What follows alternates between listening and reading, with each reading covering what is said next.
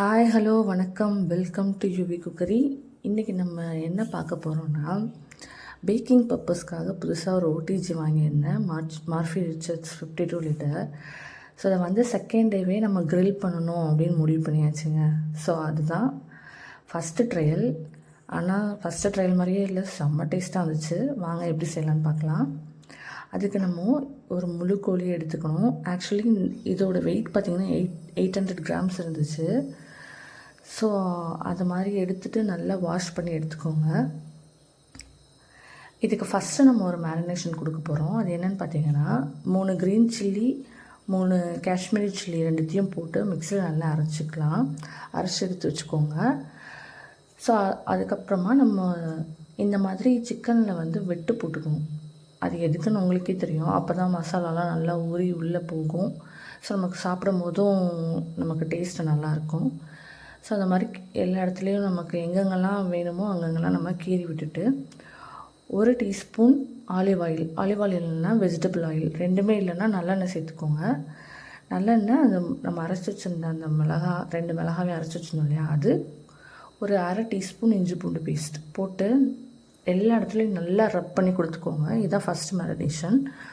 அது கொடுத்துட்டு அது சைடில் இருக்கட்டும். இப்போ நம்ம அடுத்த மேரினேஷனுக்கு என்ன பண்ண போகிறோம்னா, 2 டேபிள் ஸ்பூன் ஆலிவ் ஆயில், அது கூடவே தேவையான அளவு உப்பு, ஒரு 1/4 டீஸ்பூன் சின்னமன் பவுடர், அதுக்கப்புறம் நம்ம அரைச்சி வச்சுருந்த அந்த மிளகாய் இருக்கு இல்லையா, அது கூடவே கரம் மசாலா 1 டீஸ்பூன், மஞ்சத்தூள் 1/4 டீஸ்பூன், ஜீரகத்தூள் 1/2 டீஸ்பூன், சில்லி பவுடர் 1 டீஸ்பூன், அப்புறம் மல்லித்தூள் 2 டீஸ்பூன், 1/2 டீஸ்பூனுக்கு இஞ்சி பூண்டு பேஸ்ட்டு, 1/2 லெமனை பிழிஞ்சு விட்டுக்கோங்க. இது கூடவே 1/2 கப்பு கட்டி தயிர் சேர்க்கணும். அது இந்த வீடியோவில் மிஸ் ஆகிடுச்சு. நல்லா அந்த கட்டி தயிரை சேர்த்துட்டு நல்லா மிக்ஸ் பண்ணி கொடுத்துக்கோங்க.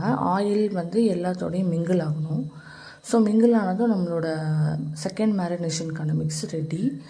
அதை நம்ம மறுபடியும் அந்த கோழியில் போட்டு நல்லா ரப் பண்ணி கொடுத்துக்கலாம். உள்ளே எல்லா இடத்துலையும் மசாலா போகிற அளவுக்கு நல்லா ரப் பண்ணி கொடுத்துக்கோங்க. பாருங்கள், இந்த மாதிரி எல்லா இடத்துக்கும் ஸ்ப்ரெட் ஆகிற மாதிரி ரப் பண்ணிக்கோங்க. ஸோ வச்சுட்டு செகண்ட் என்ன பண்ண போகிறோன்னா, இந்த மாதிரி ஒரு டூத் பிக் மாதிரி எடுத்துக்கோங்க. அதை எடுத்து எல்லா இடத்துலையும் இந்த மாதிரி நல்லா ஓட்டை போட்டுக்கோங்க. அப்போ தான் இந்த மசாலாலாம் அதுக்குள்ளே இறங்கும். ஸோ ஓட்டு போட்டதுக்கப்புறமா இருக்கிற மசாலாவை திரும்ப எடுத்து அதை நல்லா ரப் பண்ணி கொடுத்துக்கலாம். ஸோ இந்த மாதிரி பண்ணும்போது இன்னும் கொஞ்சம் மசாலாலாம் உள்ளே இறங்கி நமக்கு கிடைக்கும். ஸோ மசாலா இறங்கினதுக்கப்புறமா நம்ம ரோட்டிசரி ராடு ஒன்று கொடுத்துருப்பாங்க இல்லையா ஓடிஜியில், அதை எடுத்து 2 பக்கமும் நல்லா குத்தி டைட் பண்ணி எடுத்துக்கலாம்.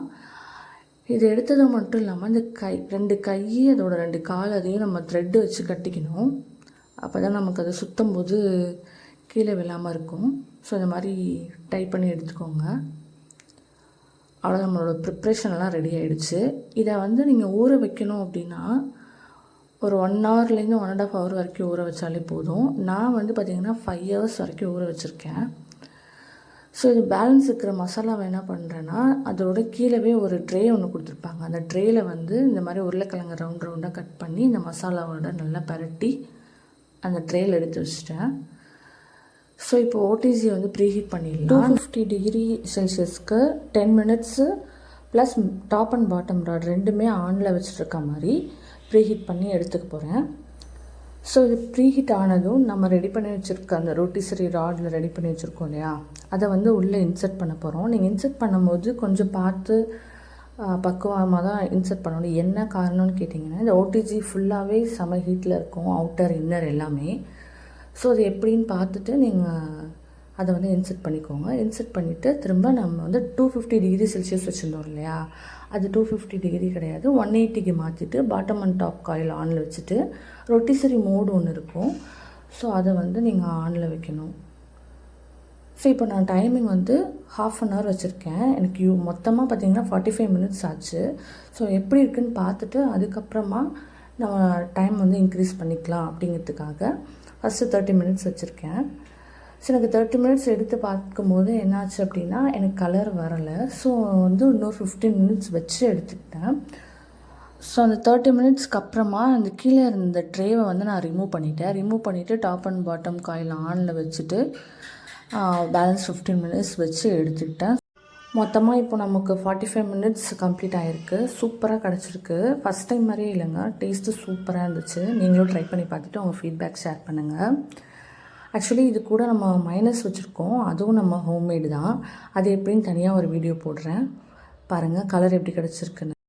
நம்ம இது கூட சேர்த்து அந்த மேரினேஷன் பண்ண மசாலா வந்து கொஞ்சம் வாட்டரியாக இருக்குது, என்ன ஆகும் வலிஞ்சிடுவோம் அப்படின்னு நினச்சேன். பட்டு வலியெல்லாம் இல்லை, நல்லா ஸ்டிக் ஆகிக்கிச்சு. சூப்பராக நமக்கு கிடச்சிருக்கு. ட்ரை பண்ணி பார்த்துட்டு உங்கள் ஃபீட்பேக் ஷேர் பண்ணுங்கள். தேங்க்யூ ஃபார் வாட்சிங்.